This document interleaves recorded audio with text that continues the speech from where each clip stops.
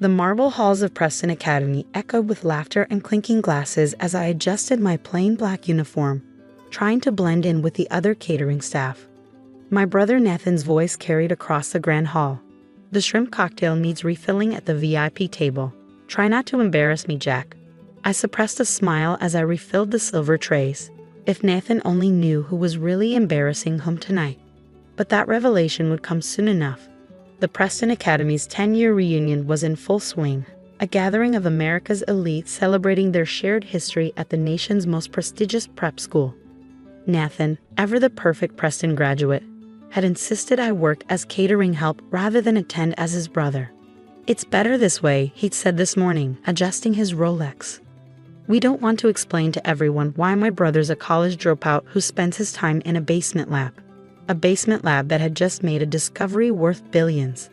But Nathan didn't know that part yet." "Jack," Nathan's sharp voice cut through my thoughts. "Dr. Morrison's glass is empty. Do try to pay attention." I grabbed a bottle of champagne and headed toward the VIP table, where Dr. James Morrison, Nathan's former science teacher and now head of the prestigious Morrison Research Institute, sat with other distinguished alumni. "The future of Preston," Nathan was saying, gesturing to his former classmates. "Top surgeons, Wall Street executives, tech entrepreneurs. And then there's my brother, who couldn't even finish freshman year at State." The table chuckled politely as I poured their champagne. If they only knew that the paper burning a hole in my pocket would revolutionize their entire field. 3 years earlier. "You're dropping out?" Nathan's voice filled our parents' living room with disappointment.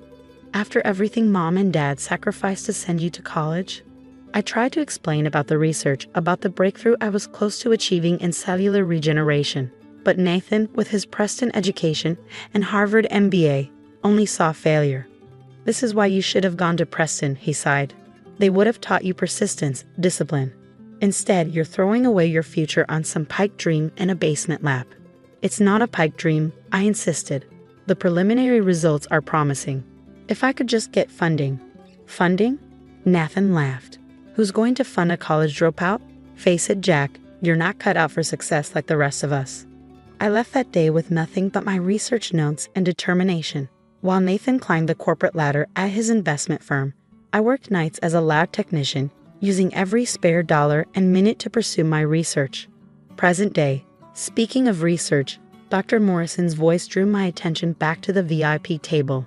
"Has anyone seen the paper making waves in cellular biology? Something about a breakthrough in regenerative medicine." My heart skipped a beat. The paper in my pocket suddenly felt heavier. "Oh, some unknown researcher," Nathan dismissed with a wave. "Probably nothing significant." Dr. Morrison frowned. "Actually, it's being hailed as revolutionary. The author is publishing under a pseudonym, but rumor has it they've solved the telomere degradation problem that's stumped us for decades." I couldn't help myself.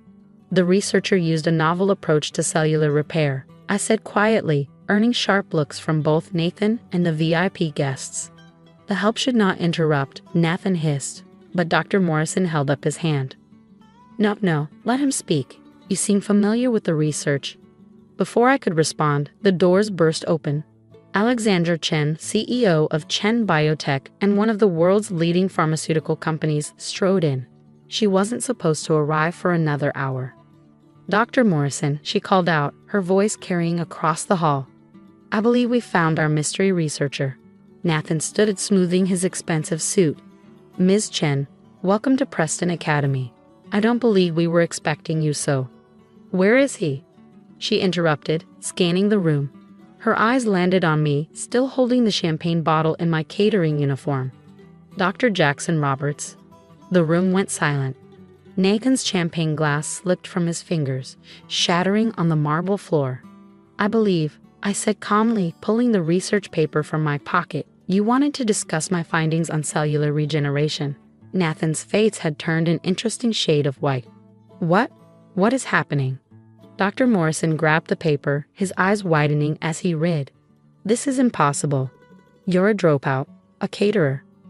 Alexander Chen smiled. "A dropout who just revolutionized modern medicine. The telomere repair protocol in this paper, it's worth billions." The silence in Preston Academy's grand hall shattered as Nathan found his voice. "This is ridiculous," he sputtered. "Jack? My brother Jack. He cleans test tubes in a basement. Your brother, Alexander Chen said coolly, has just revolutionized regenerative medicine. Those test tubes you mock, they contain the future of cellular repair." I placed the champagne bottle carefully on the VIP table, removing my server's apron. "Actually, Nathan, I own the lab. Those nights you thought I was working as a janitor? I was running breakthrough experiments in cellular regeneration." Dr. Morrison hadn't looked up from my paper, his fingers trembling slightly as he turned the pages. "The telomere repair sequence. It's elegant, so simple, yet we all missed it." "How did you?"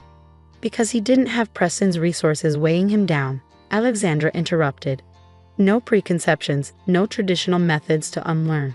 Sometimes the greatest innovations come from outside the system." Nathan's face had cycled through several interesting colors before settling on a sickly pale. But you're a dropout. You work as a caterer." "I worked as a lab tech to fund my research," I corrected quietly. "And tonight?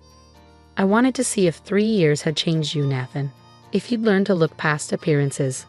The other Preston alumni were furiously Googling on their phones. Whispers spread through the crowd as they found the headlines. "Revolutionary cellular repair protocol shakes medical community and mystery researchers' discovery values at $4.2 billion. "Why didn't you tell me?" Nathan demanded, his voice cracking. "I'm your brother." "Tell you?" I laughed softly, like when I tried to explain my research 3 years ago. "You said, and I quote, 'who's going to fund a college dropout?'" Alexander Chen stepped forward, placing a contract on the table. "Chen Biotech is prepared to fund him. Exclusively. The initial offer is $3 billion, with ongoing royalties." The room erupted in chaos. Preston alumni who had been smirking at the help minutes ago were now desperately trying to get my attention. Nathan's prestigious classmates who had spent the evening bragging about their successful careers suddenly looked less impressive. "Dr. Roberts," Dr. Morrison said, finally looking up from the paper, "would you consider a position at the Morrison Institute?" "Full research privileges, of course." Actually, Alexandra cut in smoothly. "Jack will be heading our new regenerative medicine division. Unless other offers interest you." She raised an eyebrow at me. I thought about the nights in my lab, working while Nathan attended charity galas.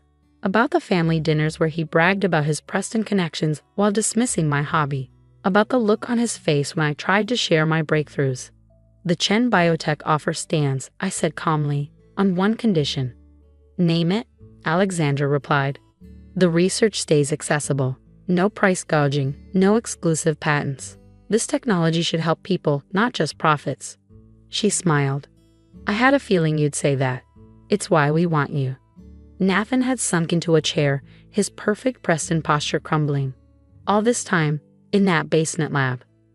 While you were building connections, I finished for him. I was building something that could change lives. Different definitions of success, I suppose." The next few hours were surreal. Preston alumni who had ignored me all evening now clustered around, hanging on every word as I explained my research. Dr. Morrison kept rereading the paper, occasionally muttering "brilliant" under his breath. 1 month later, the Chen Biotech Research Center opened its doors. My lab upgraded from a basement to a state-of-the-art facility. The telomere repair protocol was already in clinical trials, showing promising results. Nathan had tried to reach out several times, usually with business proposals or investment opportunities. I let most of his calls go to voicemail. But yesterday, something different arrived, a package containing his Preston Academy signet ring and a letter. "Jack, I was wrong. Not just about your research, but about what success really means. Preston taught us to value status, connections, appearance. You learn to value discovery, innovation, helping others. I'm not asking for forgiveness or investment opportunities. I'm just saying I understand now, and I'm proud to be your brother. Nathan." I placed the ring in my desk drawer next to my original research notes. Sometimes success isn't about proving others wrong. It's about proving yourself right, and sometimes the greatest revenge isn't in humiliating those who doubted you, but in using your success to help others. The lab hummed with activity around me as I reviewed new test results.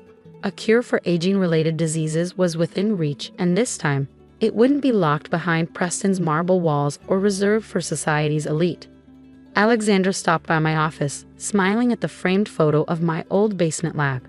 Your brother called again. Something about a Preston alumni investment group. Tell him thanks, I replied, but I already have all the investment I need. She nodded appreciatively. You know, when I first read your paper, I expected some privileged researcher with fancy credentials. Finding you in a catering uniform at Preston. Disappointed? The opposite. It proved you do whatever it took to pursue your research, regardless of status or appearance. That's the kind of integrity we need. As I write this from my new office overlooking the research center, I can see dozens of scientists working to expand on my discovery. None of them care where I went to school or what my brother thinks. They care about the lives we're going to save.